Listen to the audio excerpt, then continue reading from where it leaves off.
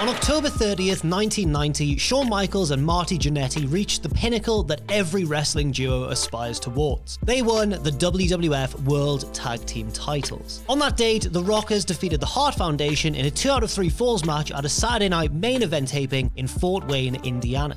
What looked to be a long and fruitful and possibly overdue reign for the gifted High Flyers soon went up in a cloud of smoke when misfortunes during the match and decisions made after the match altered the careers of the 4 wrestlers involved, at least for the short term. All that remains of the would-be moment of ascendance is long buried footage and a confusing story to go with it. I'm Jack from Cultaholic.com, and this is the story of the Rockers' phantom title reign.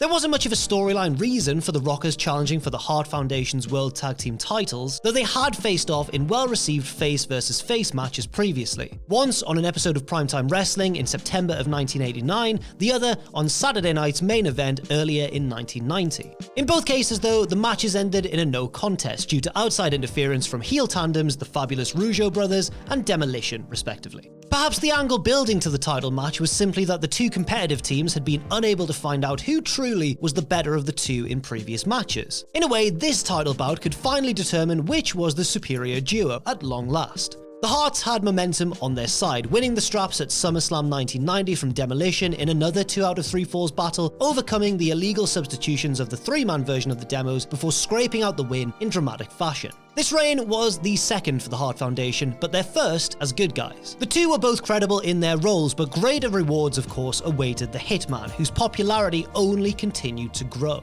Over the previous 2 years, the Harts would oftentimes work singles matches independent of each other, and that's where Bret Hart's greatness truly began to shine. His matches with Mr. Perfect throughout 1989 were among the finest bouts in WWF at the time, and Bret's consistent excellence hadn't gone unnoticed. There have been plans for Bret to have a sustained babyface singles push as far back as 1988, but to do that, the WWF would have to authorize an unambiguous split of the Hart Foundation. Despite the promises made to Hart by company officials, nobody in power ever pulled the trigger on that move. But that seemed to change in October of 1990.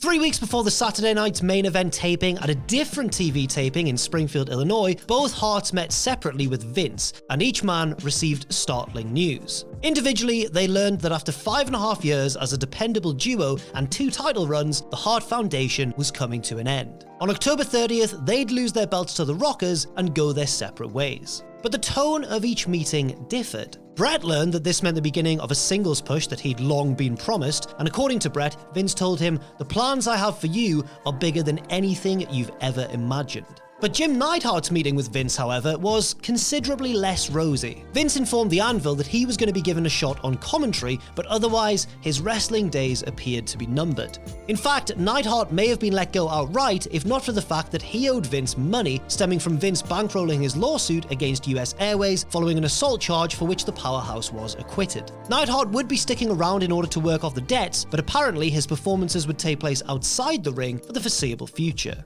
So Neidhart's sun was setting while Bret's sunrise was coming, even if it was tucked beyond the horizon for now. As for the Rockers, they had only recently reunited inside the ring. In early August, during a house show match in Augusta, Georgia, Shawn Michaels blew out his knee, sidelining him for more than 2 months. He was written out following a storyline assault at the hands of Power and Glory at SummerSlam and didn't return until October. Coincidentally, his first match back came just the day before the Harts had learned of their respective fates. It's not clear why it was decided at the time to have Jannetty and a returning Michaels win the belts, but with the Harts splitting, it could well have been a right place, right time sort of situation. As Shawn later wrote, "I think the story was that they had tried just about every other tag team in the company as champions, so they might as well give us a shot." But that's not to say that the Rockers were undeserving. I mean, of course, they'd been top dogs elsewhere.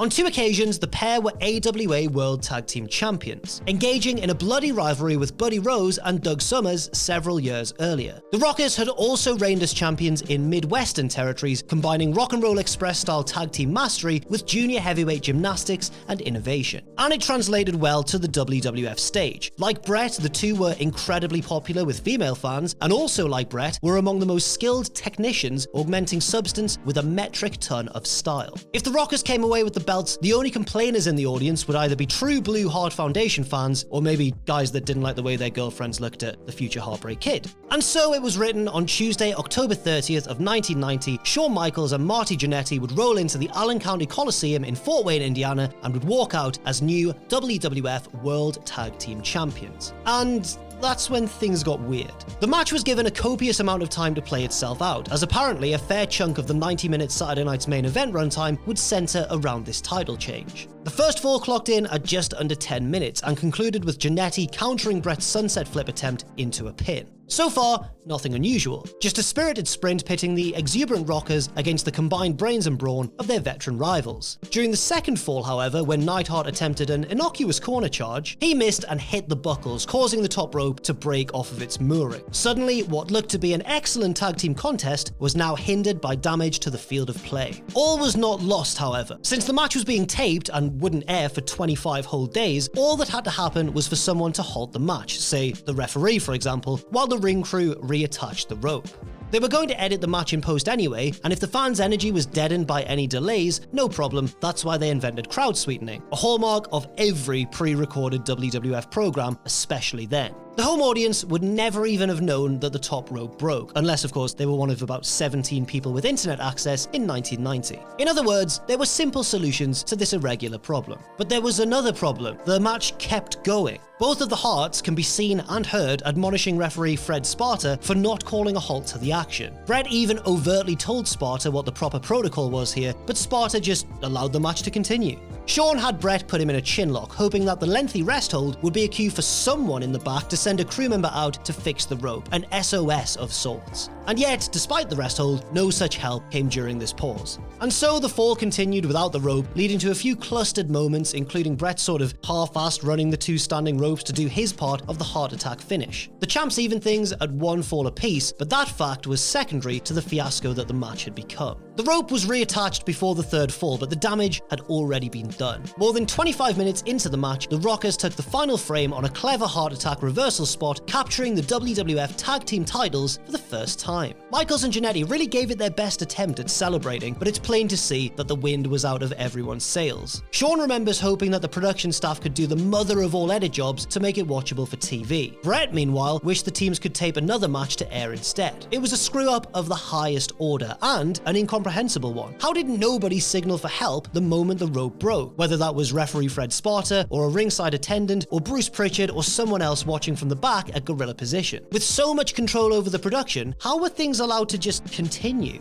But what was done was done. The Rockers, however ugly the fashion, were WWF World Tag Team Champions. For a little while anyway. The Rockers actually did make one defense of the titles, defeating Power and Glory at a live event on Saturday, November 3rd, coincidentally in the same Augusta, Georgia venue where Michaels had injured his knee 3 months earlier. The fact that the title match took place is a little bit odd, seeing as the Harts-Rockers match wouldn't air for 3 more weeks, and it was custom at the time for vanquished champions to continue defending their belts at arena shows until the title change officially aired. For instance, Kerry Von Erich may have been seen holding the IC title at the 1990 Survivor Series, but he had in fact dropped the title to Mr. Perfect at a taping a few days prior. That title change didn't air until 3 weeks after the pay-per-view, so Von Erich was, in WWF's canon, still champion for the time being. But for whatever reason, the Rockers got to jump the gun and defend the belts that night versus Hercules and Paul Roma before they'd officially won them on TV, even though they had won them in real life, if that makes any sort of sense. In hindsight, it's probably a good thing that they got to defend those belts because it was the only time they wore those belts to the ring together. By the time the Rockers locked up once more with Hercules and Roma in Daytona Beach, Florida on Sunday, so much had changed, not least of all, the choice of champions. At the same time the Rockers and Power and Glory tangled in Florida, Bret Hart was up in Milwaukee, where the Anvil gave him some news that he wasn't expecting. Vince was not only not going to air the bungled title switch, but he wasn't going to put the belts on the Rockers at all. Instead, Neidhart was now going to stay on as a wrestler, and the Harts would remain champions until further notice.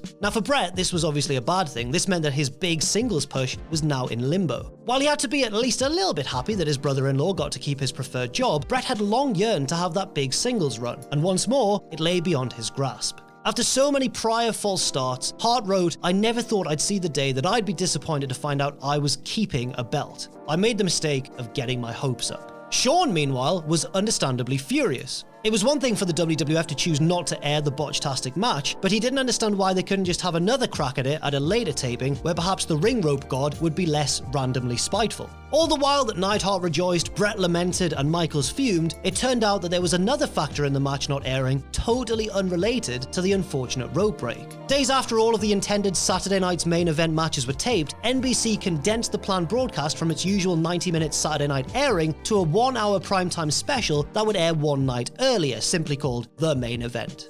The relationship between NBC and WWF wasn't as strong as it once was, and after April '91, Saturday night's main event was cancelled by the network.